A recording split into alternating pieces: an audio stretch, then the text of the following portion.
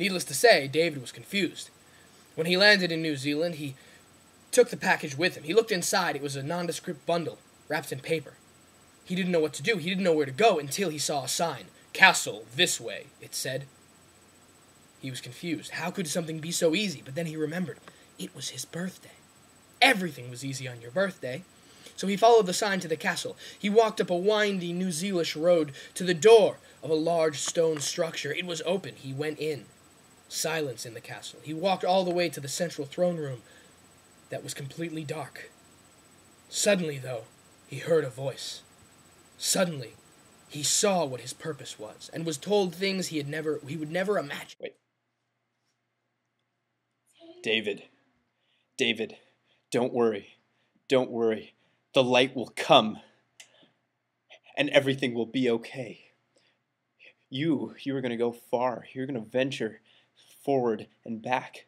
Hell, you're going to meet new people. You're going to meet crazy people walking by, doing their thing. People are going to fly out of nowhere. Hell, people you've never seen before are going to make your acquaintance. Like him. Who's that guy? I don't know. But everything's going to be okay. Because it's your birthday. It's your birthday. Now go. Go. Leave me. Don't turn back. Don't turn back.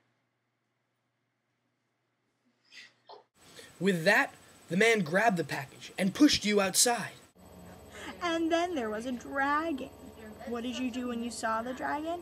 You took out your Vorpal blade and you were like, yo, I can't use this because I have to save it for when I see the Jabberwocky. But check it out. I've got a blade that's really, really powerful and it can kill a Jabberwocky. And the dragon was like, oh man, I can't mess. I'm going to go back to my cottage made out of graham crackers. Do you want to come? And you were like, yo, I do. And he was like, yo, I know. And so you went back. And the dragon started a bonfire next to his house so that you guys could take pieces of the graham cracker apart. So like his living room mainly. And make s'mores. So that was fun. Because like there was like a marshmallow tree nearby.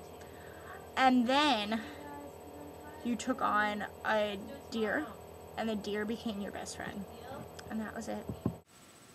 Until that point, David didn't even know that he had a Vorpal blade, or that he was supposed to kill the Jabberwocky. But everything became clear. He was in New Zealand with his Vorpal blade, which had been hidden in his cookbook all along, because he was supposed to kill the Jabberwocky. He and his new dear friend set off across the countryside, looking for the beast that he may slay it. Suddenly, though, something fell out of the sky. Something came flying down from the clouds and crashed to the ground in front of him. He was confused, because it looked like a body. He rushed over, and then he recognized his friend, arising from the rubble. His friend Stephen, whom he hadn't seen since he was little. Stephen stood up and... David, I'm in the spaceship right now. The aliens are not giving your birthday cake back. I did everything I could, and they will not be reasoned with.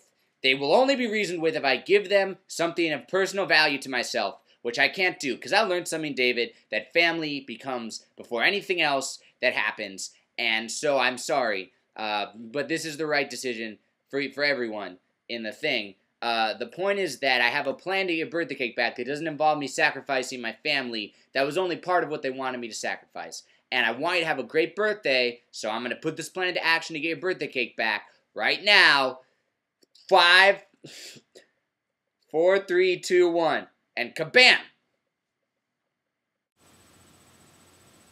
At that moment, there was a flash in the sky above him and a giant explosion, and David understood. That had not been Stephen at all. He had been in the spaceship the whole time. That was a hologram. Stephen was still aboard the alien spaceship and had exploded it in a giant explosion so that David might get his birthday cake, which he hadn't even known was in danger. But then he realized it was. And all these pieces of shrapnel started to fall from the sky, all these pieces of the alien ship being blown apart. And right in front of him landed his birthday cake. After all he had gone through, David had thought that he had forsaken birthday cakes and celebrations, but his friend Stephen, whom he hadn't seen since he was little, had gone to the alien spaceship, which had been a thing this entire time. And even though his counting skills were confused, Stephen had managed to win that cake back. Never before had something so incredible happened to David. But he knew that the Jabberwock had not yet been slain. He knew that it was still important that he finish his mission. And so he set out, birthday cake in hand, dear friend at his side, that he might finally achieve what every birthday boy wants to achieve.